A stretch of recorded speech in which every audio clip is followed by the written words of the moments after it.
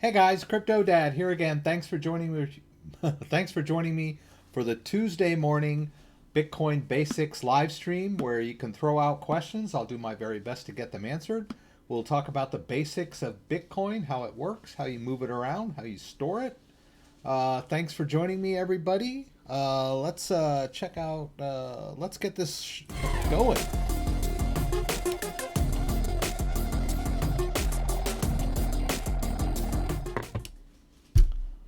So good morning, everybody. Thanks for coming. Apologize for last week. I didn't really think ahead and maybe post something about not doing the live stream so you guys would have known. But I had family visiting, and my brother and sister-in-law were using this room as their bedroom. It's my office, but it can be, there's a day bed in here now, which I can use for naps. And we can close these curtains here and close that door and turn it into a pretty good little spare bedroom, which I guess is what it was originally. And they were asleep, and I didn't want to come in here and wake them up and tell them I got to do a live stream. But I didn't really think ahead. It just like occurred to me. So anyway, I've got my nice little new Brave swag on here, and my new rig is up and running. As you might notice, it's got like the water reservoir, got some blue fluid in there. It's pretty cool.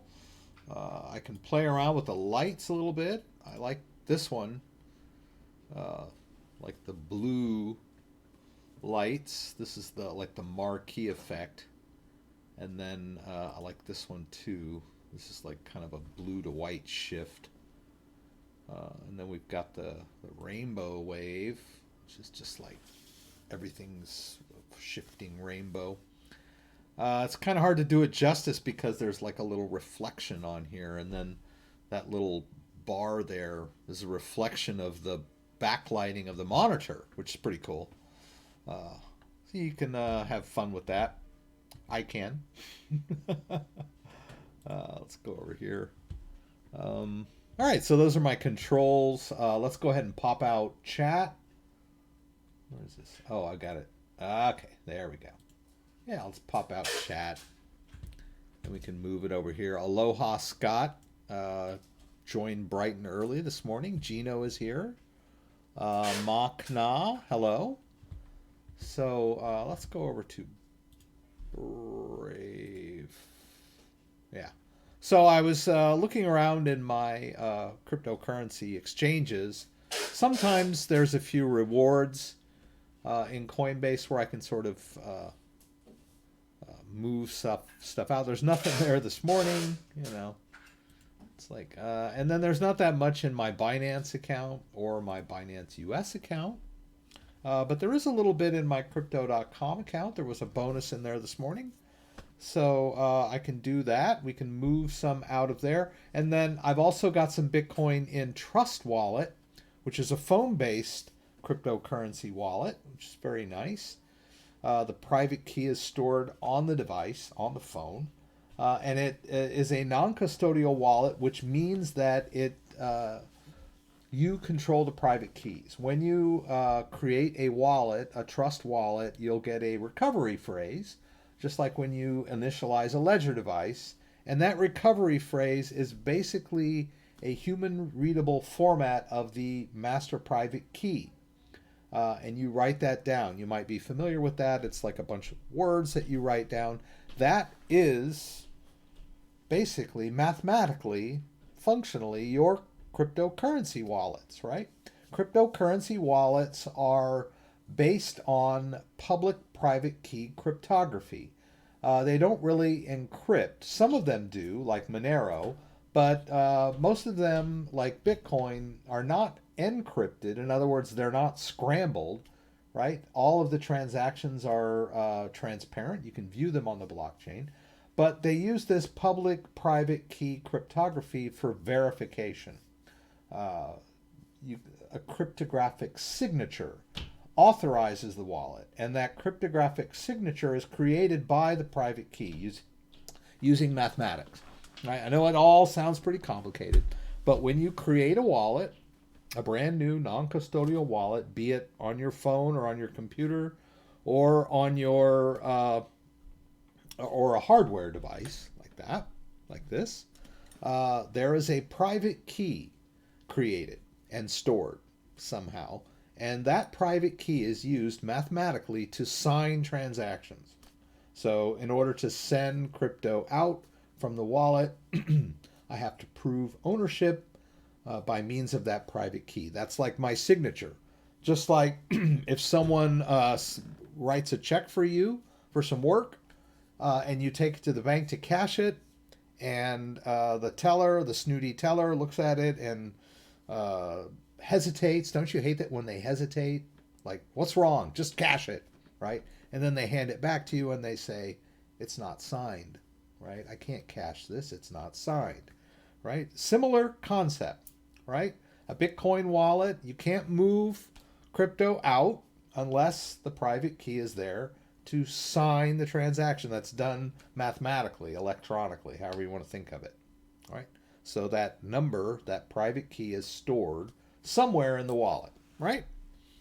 All right. So why don't we move a little crypto, get things going here. I'm going to open up my Ledger Live here.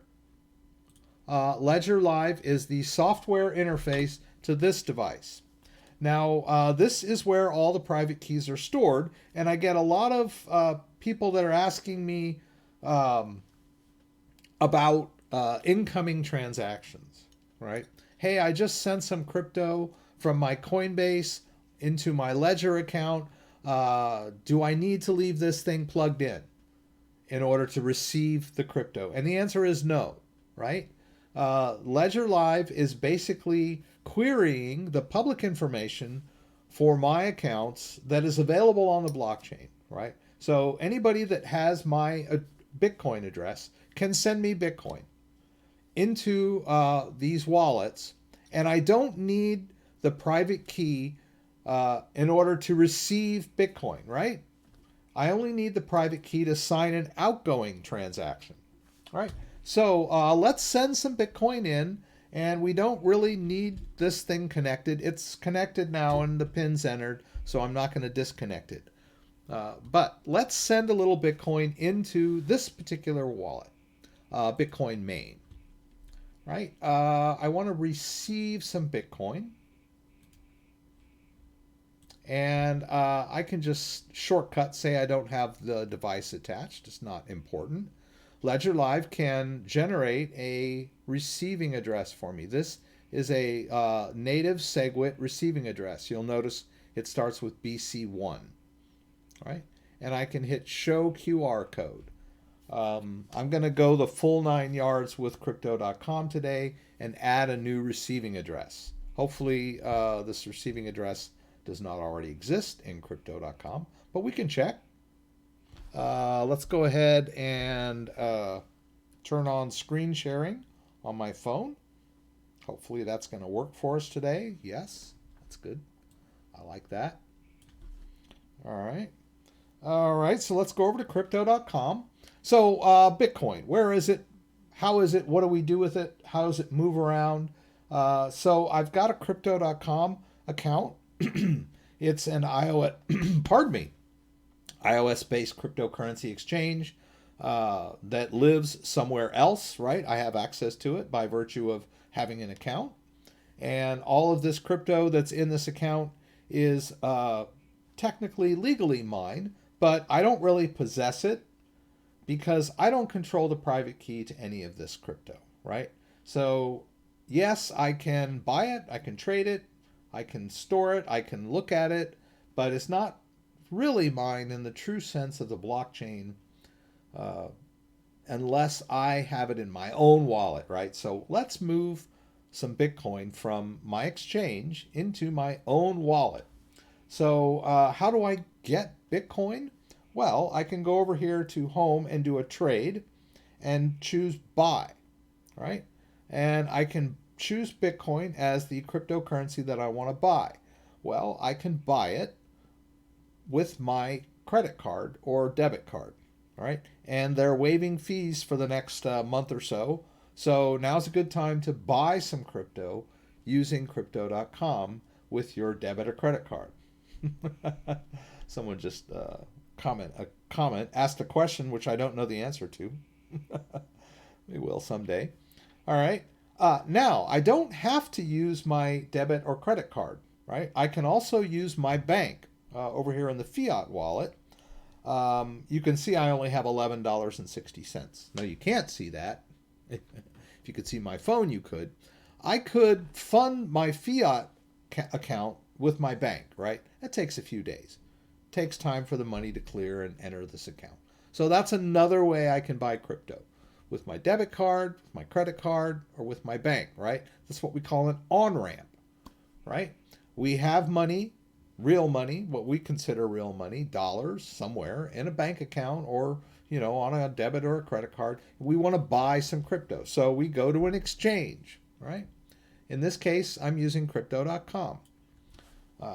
You can use Coinbase, you can use Binance, however you want to set up an account. You're going to have to, create an account. Usually you have to verify your ID and all that good stuff. And then you have an account that you have access to. And you connect your bank account or your credit card. Or you wire money in there. However you get money into the exchange. And then you can purchase Bitcoin. Right? Now, just buying it on the exchange doesn't do me, well, it does me some good, right? The price might go up. I could sell.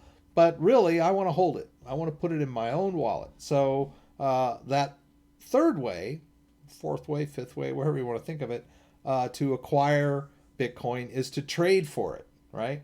I have some Crypto.com coin on the exchange, and I want to use it to buy some Bitcoin, right? I'm having trouble trying to figure out exactly how much Bitcoin I can buy because there's a little conversion factor I have to do in my head.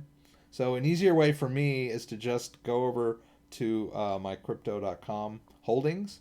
It's about $50 worth. I just want to sell it all. So I'm just going to hit sell CRO, and it automatically fills the default, right? I'm just going to use it to buy Bitcoin, and I'll sell.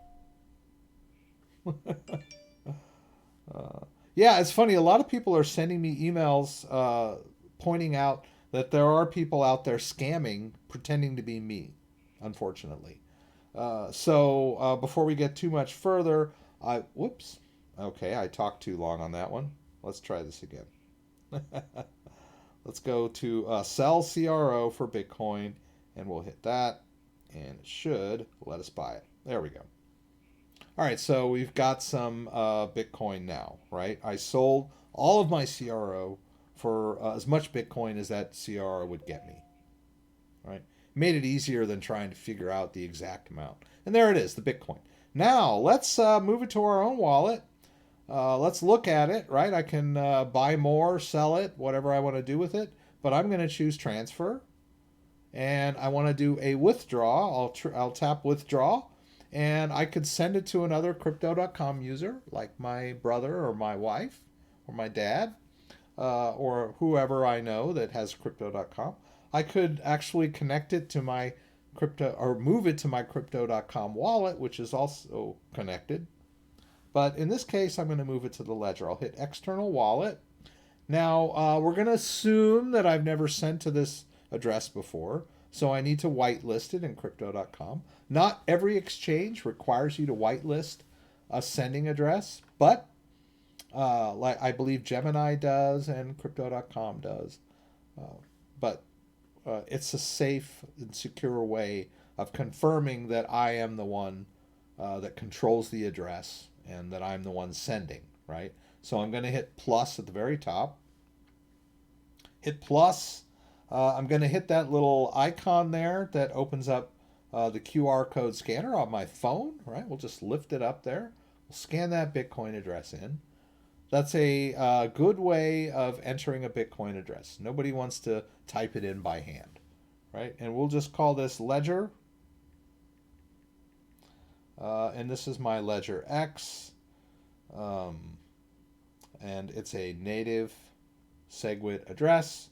And let's just call this C, right? There's multiple ones. I got to give it a unique name every time. We'll hit continue. And then I need my two-factor authentication from my Google Authenticator, right? It's another form of security. Just going to tap that code. It copies into my phone clipboard. And then I'll tap, whoops, come on, baby. You got to hurry up because your code's about to expire. I don't know if I made it. We'll see. Right, those, nope, didn't quite make it. Oh, well, right, let's try again. All right, I got plenty more time now. The code regenerates every 10 or 15 seconds. We'll hit continue there. My fingers slipped, right? I didn't make it in time. All right, now it's going to send me an email confirmation. One more level of security, right? Comes into my Gmail. I'm going to go ahead and confirm that by opening up that Gmail and clicking on the confirm button. It's going to relaunch Crypto.com, and there's that new address at the top. All right, let's hit withdraw BTC. Let's get this thing going. Right under withdraw, there's a max. That's all of the BTC in my Crypto.com account. I'll hit withdraw. And I got to confirm that. And on the withdraw, I need my two-factor authenticator code one more time to get that going. And then we'll move on to questions while we wait for that to move. So am I moving it from my Crypto.com account into my ledger? In a way, yes. But more specifically, I'm actually just moving that Bitcoin from one Bitcoin address on the blockchain to another address on the blockchain. And the blockchain is out there, right? I don't have a full node on my computer. I don't have a copy of the blockchain on my computer. So really, the Bitcoin is just sort of changing locations on the blockchain. But it's changing locations to a location that I control, right? So we'll just hang out and wait for the Bitcoin to come in to my ledger account. And it takes a bit, right? But we can wait. So before I do another movement of Bitcoin from one location to another, I'll look and see what everyone's asking me. I'm sure, hope nobody's mad that I haven't read their comments yet. Dave Leonard, hello, welcome. Christian, hello, welcome. Jean Lewis, welcome, welcome. Chris Bailey, welcome. W from Belgium, it's nice to have you here. Scribbin, what about the Ledger Nano 2.80 update? Interesting. I don't see an update. Let's check what version of the software I'm running. We can go over here to About. And a Ledger Live 2.80. Okay, I'm running the latest version. Let's look at our details. What have they added? Added a blue notification badge indicating that firmware app updates are available in the manager. All right. So when we're dealing with the Ledger, I'll get a little bit off topic here, but specifically about the Ledger and the hardware wallet. And Echo is bugging me about notifications over there. Echo's, oops, not Echo. Echo cancel. Alexa is a big part of our life here. We've just bought some more Alexa devices for our house. Shut up. Okay, so we've got the latest version of the Ledger Live software. All right, that's one thing that we deal with. But there's also the firmware on the device, which you can check in Manager, right? So let's go over to Manager. And it wants me to connect my device. Actually, at this point, it's telling me that it wants me to quit the app that I'm running right now. All right, let's take a look at this. All right. Oh, I'm in the Binance chain, right?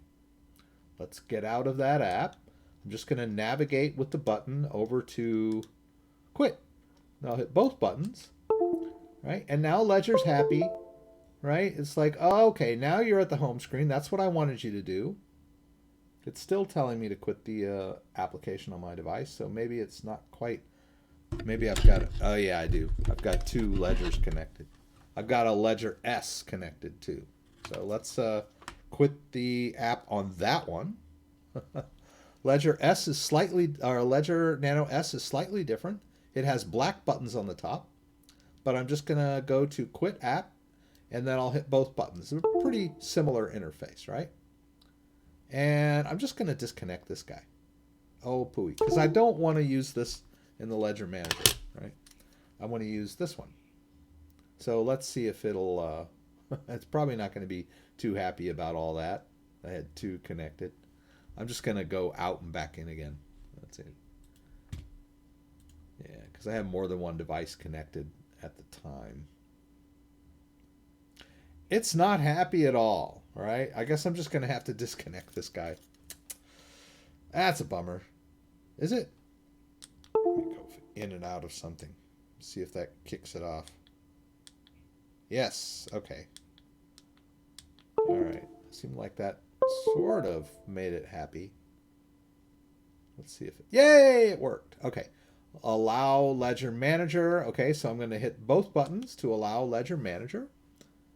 All right. Now, the Ledger Manager is basically an area of Ledger Live where you can sort of manage the device itself, that directly manage the apps that are on this device. Now, because I have the Ledger Nano X, it holds quite a few apps, so I don't really have to move apps on and off very much anymore. But you'll notice there that it's got some app updates. Now, there's two kind of updates on the Ledger device itself. There's the firmware, which at this moment is 1.2.4-1.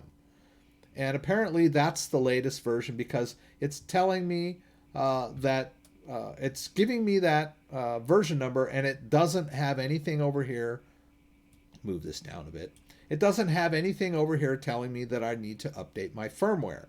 So you'll need to check your Ledger Live and make sure you're running the latest version of Ledger Live, and then also go into the manager and make sure that your device is running the latest firmware. And then in addition to that, you have to make sure that all of the apps on the device are up to date, right? So I can click here and see, oh my goodness, there's like all of the major apps need to be updated, right? So I'm just going to click Update All to make sure that all of the apps are running the latest version of their apps, right? So you've got all these little tiny programs called apps that manage the private keys of your cryptocurrency. You can see them up here in graphical form, which shows me how many of them are on my device and how much space each of one is taking up, which is kind of cool. And then over here, it shows me all the free space on my device. You'll notice I've got quite a few, I don't know, about 15 maybe more, and they all fit nice on the Ledger Nano X. It has plenty of processing power and plenty of space for apps. Pretty cool. And it's got a nice big screen. So I like the Ledger Nano X. Pretty cool. All right, so while that's updating, let me see who's asking questions. All right, so Scribbin was asking me about the update. I think I've kind of covered what the latest version is, all that good stuff. I've got some videos. Every time a new version comes out, I'll generally throw up a video on YouTube talking about the latest features. They have a new buy feature, this new buy crypto feature.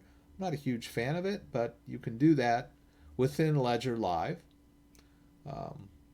But it basically just uses a third-party exchange under the hood to conduct transactions, right? You have to sign up, you have to verify yourself and all that stuff, right? But it's kind of convenient that it's there. All right. And we're almost done with our update, looks like. Bitcoin Cash, which I don't have. I've got it on here for some reason. I must have had it some Bitcoin Cash in there before. And there we go. Totally up to date. All right. So firmware is up to date. Apps are up to date. We'll go back over here to accounts and up to the gear shift and about. Right. And we can see that we're running the latest version of Ledger Live details. Right. We're good. Right. You always want to make sure your software and everything is up to date. Let's go over to accounts and see if that Bitcoin came in yet. Looks like it did. All right, so here is the Bitcoin account, and Ledger Live calls these accounts, right? We could call them wallets, right? They're like individual Bitcoin addresses, so they act as wallets too, right? But Ledger calls them accounts, right? A Bitcoin wallet has a kind of a broad definition. You can think of it as a piece of software. You can think of it as some kind of account where you hold crypto. And then more specifically, a Bitcoin wallet is more of a key chain than it is a wallet, right? Because the private keys that are stored on this device unlock the Bitcoin, just in the same way that your car keys start your car and your house keys open your front door, all right? So a Bitcoin wallet is more specifically a set of keys, right? Cryptographic keys, really long numbers, right? So, but anyway, the Bitcoin that we had on Crypto.com has now been moved to an address on the blockchain that I control with my private key that is stored on this little handy device. Safe and secure. Never leaves the device, never gets exposed to the internet, and can be used to sign transactions if I want to send this Bitcoin out somewhere else. All right. In fact, why don't we do that? Let's move some Bitcoin from one account that I control, this Ledger affiliate, over to this native SegWit account. We're going to move in between my two accounts, and I'll demonstrate how transactions get signed, right? So let's go to Bitcoin main. This is where I want the crypto to come in. I'm going to hit receive, continue, and I'm just going to skip the device check and just generate the address quickly, right? That's a native SegWit address. I've copied it into my clipboard. Let's go back over to this account where various cryptos come in. This is a SegWit address. You'll notice that if I hit receive, that it starts with a number, like a 1 or a 3, generally a 3. Right? It's an older format, and some exchanges and people that send you crypto don't support the newer format. So that's why I use this account. But let's consolidate our crypto. Let's send out all of the Bitcoin in here into that native SegWit address. You'll notice that even though this is a SegWit address account, it supports sending Bitcoin out to a native SegWit. Right? That's pretty cool. Let's go ahead and send the max and hit continue. Now, the interesting thing, well, there's the breakdown. We'll hit continue. Interesting thing now is it wants me to sign the transaction, right? You got to sign that check, baby. Got to sign it. All right, so how am I going to do that? Well, I need to go into the Bitcoin app on this device. Let's navigate over there. My daughter's alarm is going off.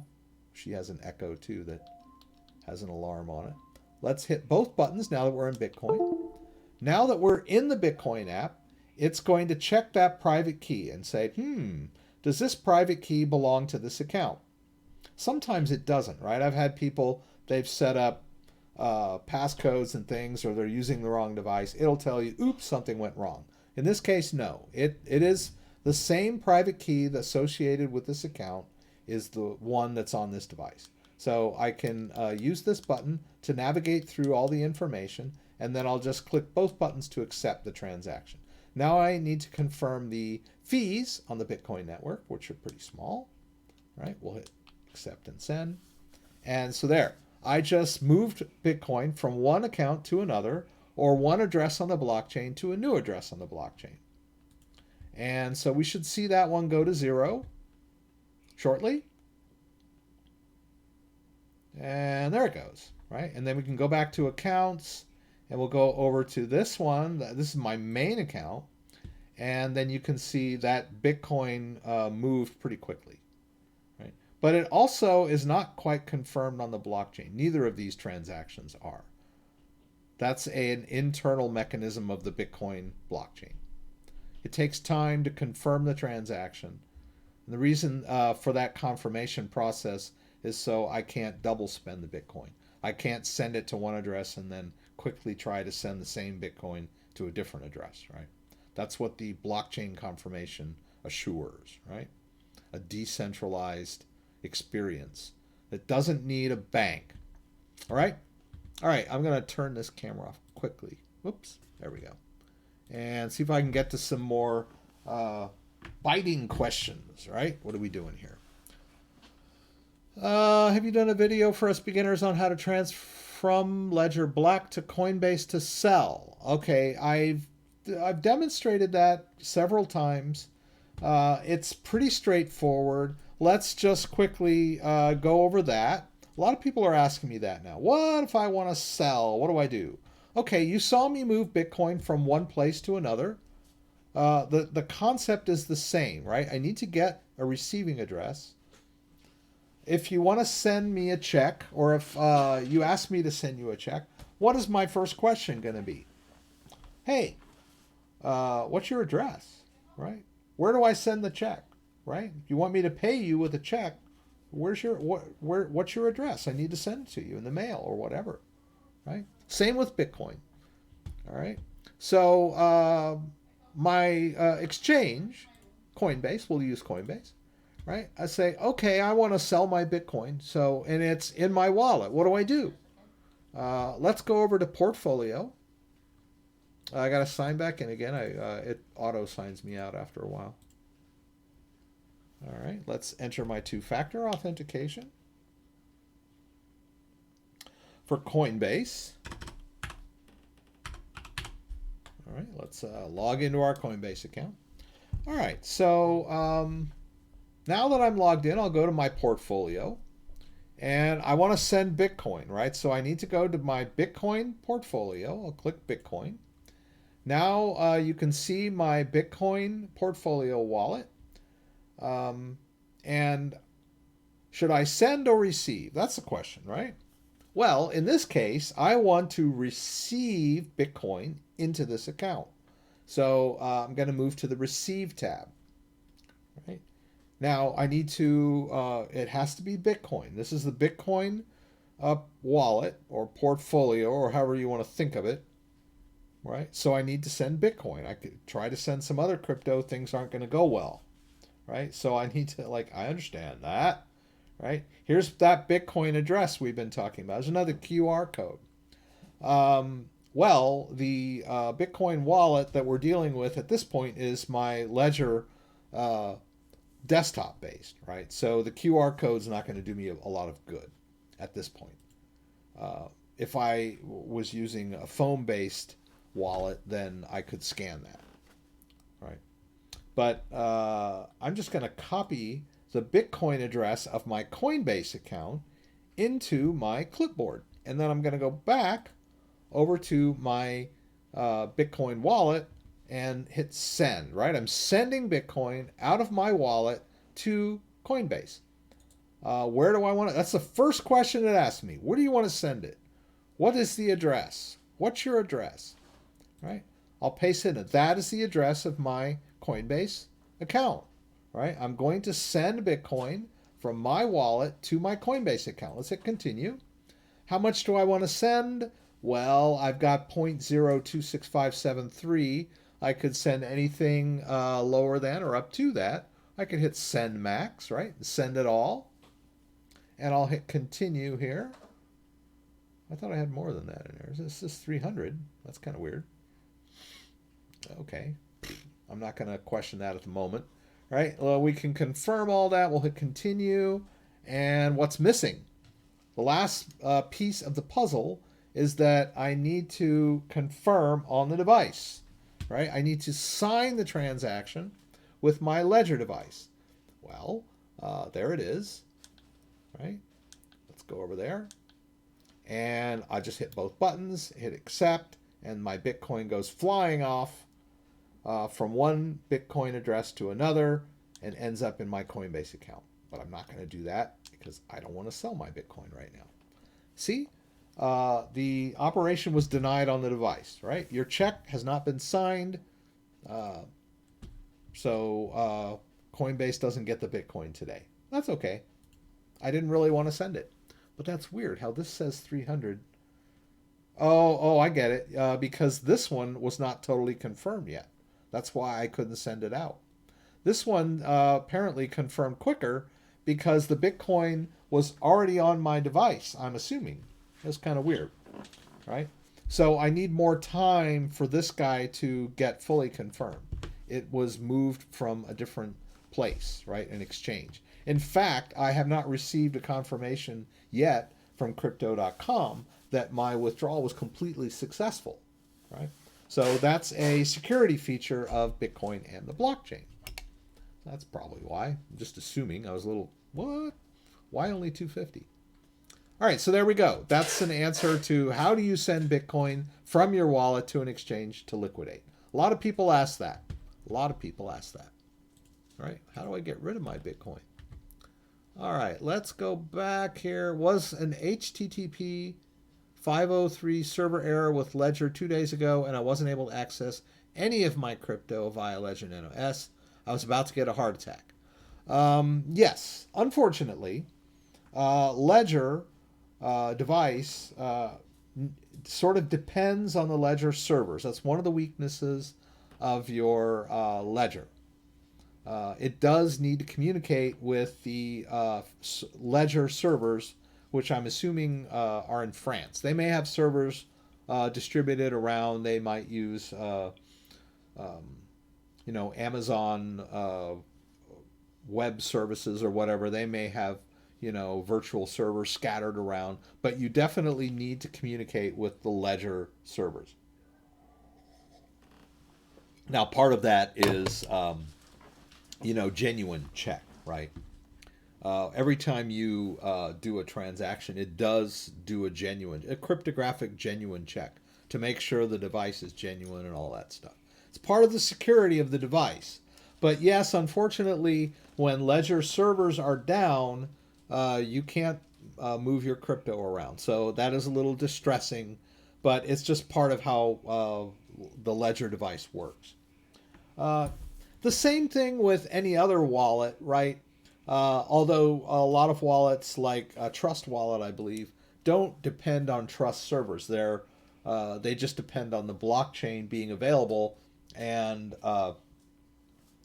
the internet being available, right? You got to have an internet connection to interface with the blockchain. Now, that server error that you were getting might have been problem with your internet connection, but probably not, right? You probably were like, okay, I can go on the web, I can pull up web pages, I can send emails, so my internet is good, right? But I'm getting this 503 server error on Ledger, right?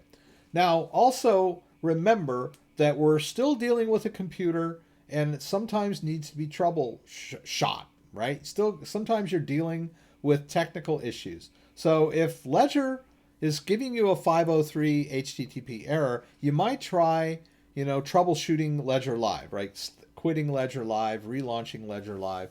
And other times it could be the device itself, right? Sometimes you need to unplug the device and plug it back in so that it gets a good connection. So that could be an issue sometimes. So there's a lot of little troubleshooting tricks that you can do that might resolve those types of issues, right? But if the Ledger servers are down, then there's nothing you can do about it. But I don't recall them being down the other day, but I may not have been doing it at the exact time you were. And then also remember, too, there are traffic issues. Sometimes Ledger servers are bogged down when they release new updates, new firmware updates, new software updates, and there's a lot of people downloading. Sometimes they get overloaded. So in those cases, you can try at different times of the day. So if it doesn't work when you're trying to move the crypto, just take a break, have some coffee, go see a movie, whatever. Come back later, try again at a different time frame, like a few hours later or later in the evening, however, right? Sometimes those issues resolve themselves in time. I know it's frustrating when you're trying to sell crypto and things are going bad, right? You can't connect, technical issues always suck when you're dealing with crypto. I had one the other day, yesterday, but I got through it. All right. Do you recommend Uphold? I use Uphold because of Brave. Right. Brave browser uses Uphold to manage the BAT that you buy or earn in Brave browser for watching ads, targeted ads. That's pretty cool. So I use it. It's not my go-to cryptocurrency wallet, but you can use it to buy cryptocurrency and trade cryptocurrency. It's a little odd.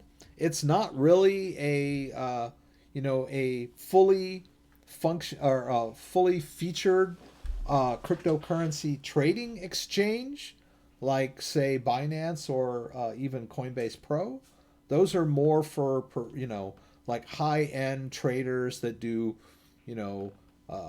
quick trades, day trading, stop order, limit orders, all that kind of stuff, right? Uphold doesn't have all those features built into it, but it does allow you to say sort of swap one cryptocurrency for another, right? So it is useful. You can fund it from your bank account, so that's pretty cool.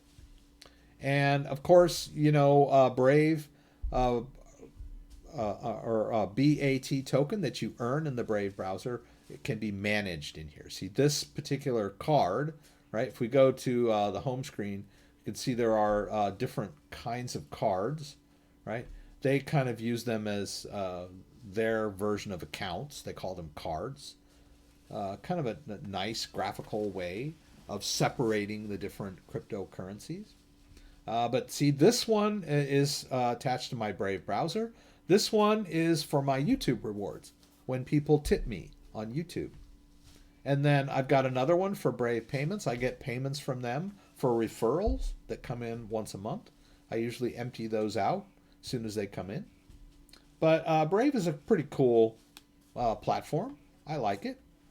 But like I said, it's not my go-to trading platform. I recommend it. I've been wondering if Trust Wallet app company disappears overnight, what happens to our wallets? Okay, that's a good question. So first of all, if the trust company simply disappears, the wallet will still function, right? It's basically a piece of software that runs on your phone, and it will continue to function. It might, over time, if there's no company that's maintaining it and updating it, it will, bugs will be revealed and hackers might be able to exploit some of those bugs. There won't be any additional features added, just like any old piece of software, like Windows. Windows needs to be, maintained and updated, and Trust Wallet needs to be maintained and updated. But what about all your crypto, right? Well, if Trust goes out of business and you need to switch to a different wallet, that's no problem. Because Trust Wallet, let's go over the Trust Wallet. Trust Wallet is a non-custodial Bitcoin wallet that uses the BIP39 protocol for its recovery phrase, right? So let's go over to our Trust Wallet, right? Here's Trust Wallet running on my phone. The private key is stored on my phone. And when I set this wallet up, I was given a recovery phrase. I can restore that recovery phrase to any other cryptocurrency wallet that supports 12-word recovery phrases. And there are a lot of them out there. It's an industry standard. So if Trust Wallet disappears, just use that 12-word recovery phrase and import everything into a different wallet. Right? Easy peasy. Right? That's the beauty of the Bitcoin protocols, is that they're industry standards. And Bitcoin wallets usually comply with those standards. So you could take that 12-word recovery phrase and pull it into the Atomic wallet. Or, you could pull your Bitcoin into the Electrum Bitcoin wallet. But what about, this is a multi-coin wallet, right? So you would definitely need another wallet that supports multi-coins.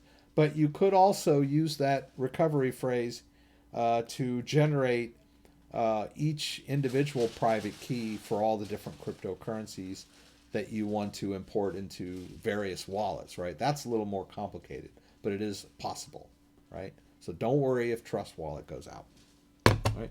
Now, let's send some Bitcoin from Trust Wallet. We'll do that, the QR code thing this time, right? So let's go up here to Ledger Live. There's that account. Let's go up to the top here. I want to receive some Bitcoin, right, into this account. I'm just going to skip the device check because I know I'm not worried.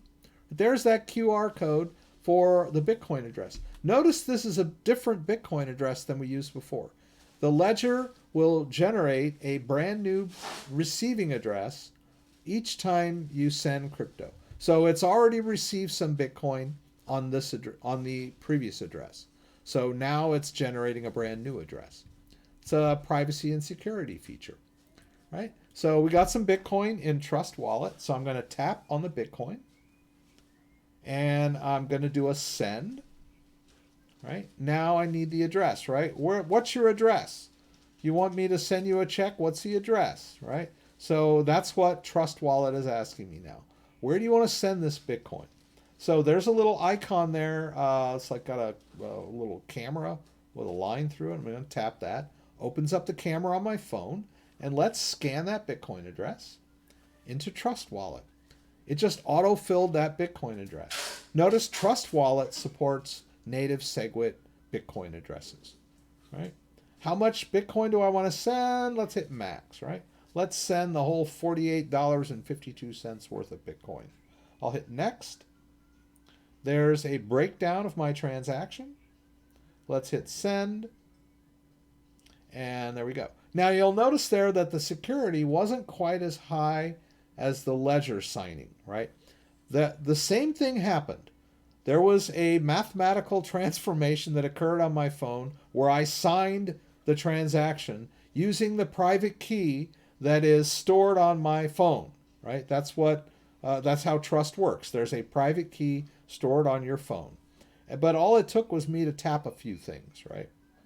Whereas with Ledger, when I sent Bitcoin out, I needed to actually connect the device and hit the buttons and all that other stuff because the private keys are stored like offline on the Ledger. So it's still a good, secure Bitcoin wallet, Trust Wallet, right? But not quite as secure as a Ledger device, but still very safe and convenient. All right. So you'll see there that transaction is pending in Trust Wallet. I can close this out here, and then we'll just wait for the Bitcoin to arrive from Trust Wallet, and it did, right? And you can see there that it's not confirmed yet, right? It's still showing as pending on my Trust Wallet. And remember, we're not moving Bitcoin from my phone to my Ledger device, really.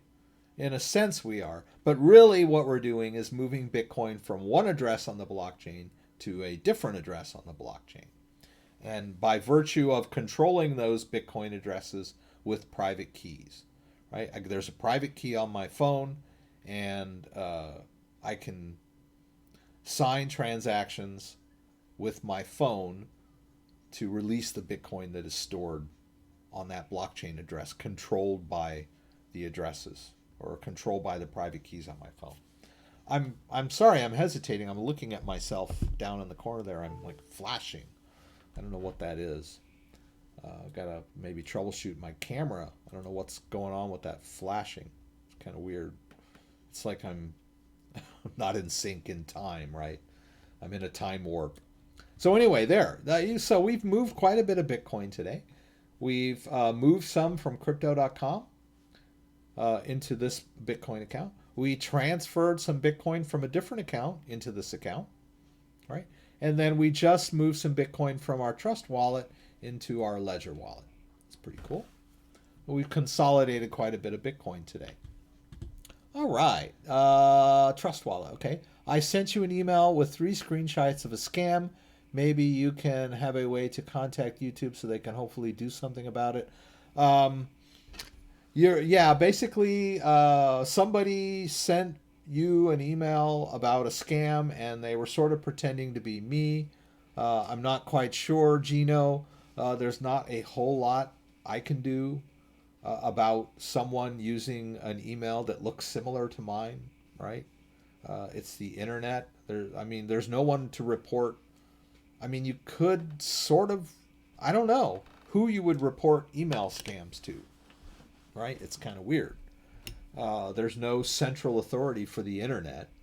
They might be pretending to be me on YouTube, but YouTube is not going to have any authority over someone that creates an email similar to mine, right? YouTube can't do anything about it.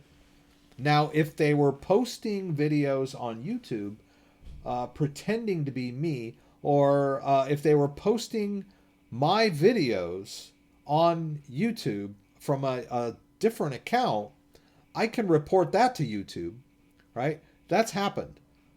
Someone pointed out to me that someone had posted one of my videos on their YouTube account, and that I can report to YouTube, right? And YouTube will do something about that. But if someone is masquerading as me with an email and sending email to people, I don't know how they get your email, but maybe you expose your email at some point. There's not much that can be done about that. I wish, we live in a world where we think that the right should be right, and that we can, somebody does something wrong, you can report it to the authorities and it can, be handled. But with the internet, not so much, right? It's kind of a buyer beware environment, right? I've been scammed too, so you're not alone, and I'm hoping that you recognize this scam. I think you did. I seem to remember that email, but it was like somebody that had contact at crypto.com, CryptoDad at Gmail or whatever. They had an email that looked like it was me. They claimed to be me, right? There's not much we can do about that. Football Delight. Yes, I'm having a good day. Thanks for asking. Hello, there are different types of BTC addresses. Which should we use on Ledger? I mentioned this earlier. We were talking about addresses. I've got 2 different accounts, Bitcoin accounts. You can have more than 2. You can have as many as you want. But this one is native SegWit. This is the one I prefer. This one uses the latest format, the address that starts with BC1.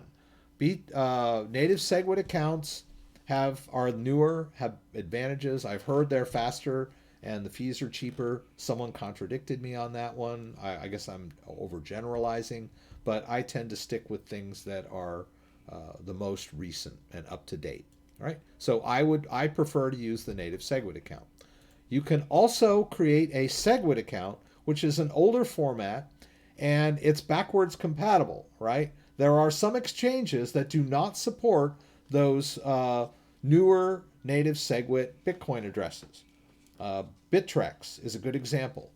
If you try to withdraw your Bitcoin from Bittrex and you use a native SegWit address, right?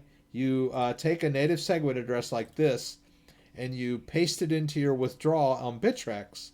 Bittrex will go, can't do it, invalid, right? Because they don't support native SegWit yet. So I keep my SegWit address around for those types of situations.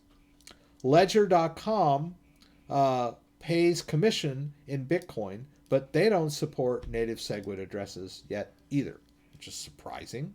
Maybe they do now, but a while back when I first set this up, they didn't. So I had to create a SegWit account for my Ledger commissions that come in, right? So I have both, right? I use both. I prefer my native SegWit address because it's newer, faster, cheaper, all that good stuff. But like I said, it's not everybody supports the newer format, so I still have an older account around too, in case I need to receive Bitcoin from an account or exchange that does not support the newer native SegWit format, right? So my recommendation is go with native SegWit and maybe keep another one around in case, you know, it depends on the exchange you use. Coinbase supports native SegWit. Binance supports native SegWit. But I'm not sure about Gemini, but Bittrex does not, right? So depending on your cryptocurrency exchange of choice, tailor your Bitcoin accounts accordingly. Good morning from New Jersey, Caesar. Good to have you here. Sorry I'm not keeping up with all of these. Why do we need Ledger Manager Chrome add-in app when we can manage our ledger via Ledger Live? OIS. Very good question. We don't need that Chrome-based app anymore, right? They're around, but don't use them, right? They're depreciated, right? They're not current, right? They're still around because some people still use them. Not recommended, but some people still use them. People that don't run Windows 10, God bless their souls. Please, if you have a computer running Windows, run Windows 10. I mean, come on already. I don't know. How long has Windows 10 been around? Like 5 years now? It's time to upgrade your system. I get it. I know it's a pain, but you know, my advice to you is run the latest version of the operating system. And if you're running on a 10-year-old computer, okay, I get that, right? It may not support Windows 10, but if you've got a computer running Windows 7, you need to upgrade, right? If you're running Windows 8 or whatever, okay, but it's not that difficult to upgrade from 8 to 10, right? They're pretty similar. So, but Ledger Live does not run on anything less than Windows 10. So I get it. Some people out there might still be using these Chrome apps, but you shouldn't, right? And Ledger Live or Ledger.com does not recommend these anymore, right? They're hard to find. You can find them if you want to download them, but they are not recommended. Not to mention the fact that these Chrome apps can be spoofed.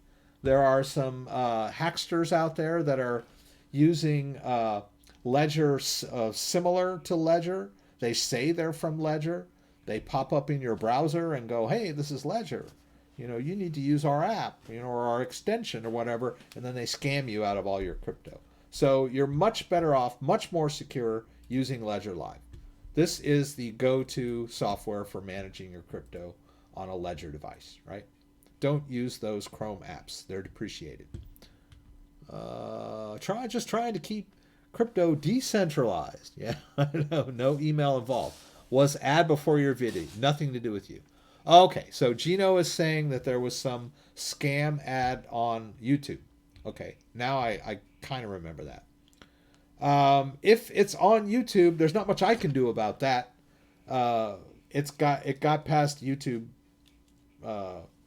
controls, right? YouTube is pretty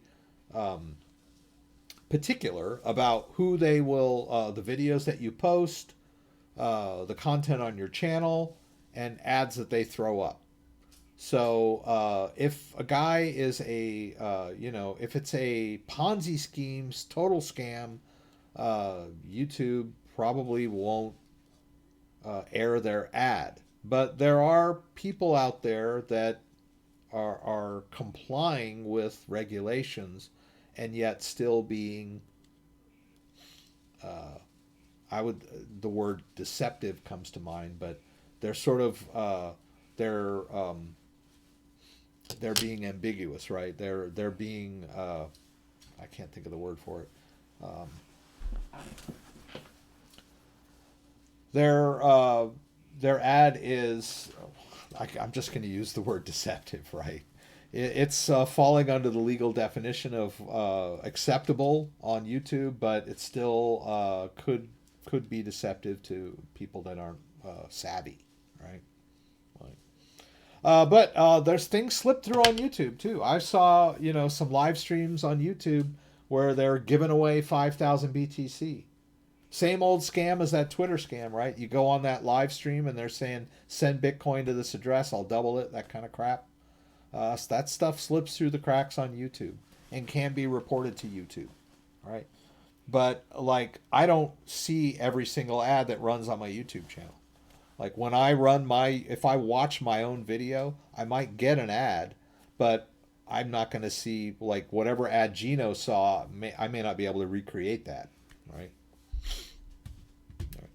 And if it's running in your copy of YouTube, then you can report them. I don't know if I see a weird ad on YouTube, I just kind of like, okay, maybe they'll catch that sooner or later, right? If it's like a total scam, just like those live streams. I think I reported some of those on my live stream. I was like, don't watch those. They're scams. Hi Rex, is the Coinbase wallet similar to use and as secure as the wallet you're showing us here? Thanks for your content. Love the channel. Hi CM, thank you for asking that. There's a little confusion because, well, a lot of exchanges are like that. I don't think Binance has their own wallet yet. That would make things really confusing. But just like Trust Wallet, and is that still pending on Trust? That's weird. Still pending as far as Trust is concerned. I don't know, that Bitcoin's gone. Oh, there it says. Yeah, still pending. Kind of weird. That's Bitcoin, right? Takes a while. There are lots of phone-based wallets that are where you control the private key. I've got a few of them on here. These are some of these are non-custodial wallets. But right there, that blue wallet with the dot, with the white circle and the dot, if I hit that, that's a Coinbase wallet, right? Not to be confused with Coinbase the exchange, right? So if we exit this wallet, we go over here, there's another app there, same colors, with a white C on a blue background. That is the Coinbase app. That will connect me to my Coinbase account, right? That is an app that gives me access to my Coinbase account. This other thing over here that we were just talking about is the Coinbase wallet, right? Now the Coinbase wallet is just basically a wallet similar to Trust that is created by some developers, and it is Coinbase owns it, but they didn't develop it originally. They bought it up from somebody else. I'm sure there's some people, those people that they bought the wallet from are now working for Coinbase, and Coinbase may have some people that are, maintaining this wallet or whatever. But it's basically just a cryptocurrency wallet that lives on your phone. When you create it, you're going to get a recovery phrase. So it's similar to Trust, just pretty much as secure as Trust. Now, all these phone-based wallets are only as secure as your phone, right? You want to make sure you write down the recovery phrase on a piece of paper and keep it in a safe place. You can also put it in a text file and keep it on a flash drive that's hidden or encrypted or whatever, separate from your computer in a cookie jar somewhere, right? That keeps it safe and secure. If your phone gets lost, damaged, dropped, destroyed, stolen, you can recover all of these wallets, these phone-based wallets, using the recovery phrases on new phones, right? So safe and secure. But make sure, there's some security you can add, like app lock and facial ID. I don't know if this one supports facial ID.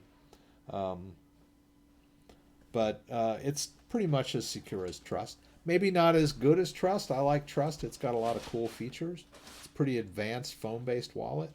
But the Coinbase wallet is a pretty safe and secure way of storing your crypto. And it's free, right? You don't have to run out and buy a ledger device. So if you're looking for a quick, easy, convenient, secure wallet that's free, Coinbase wallet works pretty well. But over Coinbase, I would probably recommend Trust. I prefer Trust over the Coinbase wallet. Right? And then you can see Crypto.com has their own wallet. Yori has a wallet. Bitcoin.com has a wallet. Cosmos Station has a wallet. Uphold has a wallet, but that's not really a wallet. That's more of a interface to the Uphold exchange. Right? All right.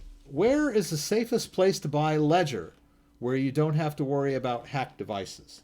Well, that's a good question. I would say that the safest place to buy a Ledger is directly from Ledger at ledger.com. All right. But you can also buy a Ledger on Amazon from third-party sellers, and they're sealed, right? And the hacked device, when you connect your Ledger device to your computer and run Ledger Live, it does a genuine check. All right, so any hacked devices will not pass the genuine check from Ledger Live. Right, so it's a cryptographic feature. Right, there's a key. I am not sure. I think the private key is on the device, or the public key is on Ledger.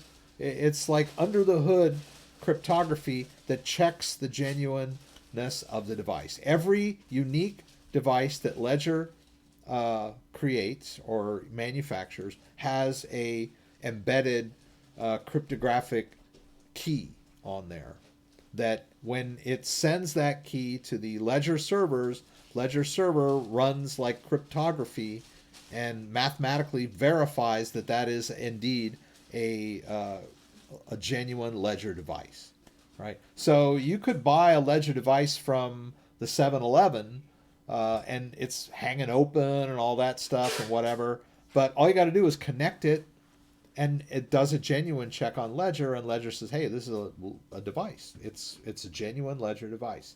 And if someone has already pre-configured it with a key, you don't want to do that, right? If you get it secondhand or whatever, just do a reset on the device.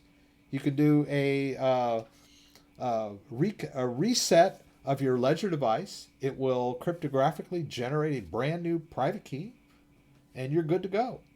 And when you connect it to Ledger Live will verify that it is indeed a authentic Ledger device, and you're good to go. There's your security right there. So, but yeah, probably ledger.com is the best place to buy a Ledger device, right? And I've got an affiliate link if you want to run out and buy. If you want to run out and buy a Ledger device, I've got an affiliate link here. I encourage you to click that. It won't cost you a cent more, but it will benefit me and help me maintain my channel. They pay commission for when I send people their way. That's pretty cool. Okay, safest place to buy the Ledger is my referral link. Thank you. Thank you for the information. Appreciate you have Ledger, but wanted to divide my assets over multiple wallets. Yeah, that's another strategy. So a lot of people like to spread their assets across several different devices, and you can do that. As you'll notice, I've got some crypto in Trust Wallet. I've got some crypto on my Ledger. I've got various different wallets, but I tend to sort of use my favorites, right? But I also have more than one Ledger, right? But I tend to sort of, I have my go-to device where I store the bulk of my cryptocurrency, just for convenience, right? Now I could have like 4 different ledgers with different cryptocurrency assets spread across each device, but that would make things a little more difficult when you're trying to manage all of that crypto, right? But I will say this, only when you need to send it out, right? So let's say, okay, I've got Ledger Live, and I've got accounts associated with 4 different devices, right? I could easily send crypto into each of those accounts without needing the devices connected, right? So I can send crypto in all day long. So if my strategy is to spread out my assets across 4 different Ledger devices and keep 3 of them or 4 of them hidden in different places in my house, or one in my brother's house or my aunt's house or whatever, in their basement, or brick in the wall or whatever, I can easily send crypto into those accounts on a regular basis. So if that's my saving strategy, I want to, spend money on crypto when I've got extra cash that I want to, park in crypto. I can buy some Bitcoin and send it to that ledger. I've got an account for it in Ledger Live, even though the device happens to be in my aunt's basement behind a brick. Right? It'll be in there when I go to get it out later, because the sending addresses are public. Right? Easy peasy. All right, guys. It's been an hour. Thanks for joining me. I hope you guys got something out of this. I hope I was able to address everybody's questions today. Like I said, sorry about last week. I'll start scheduling these in advance, so you guys will be able to see them. And I've already scheduled my live stream for Saturday, so don't forget to join me on Saturday night for the live Q&A. Bitcoin's up today, so things are looking good.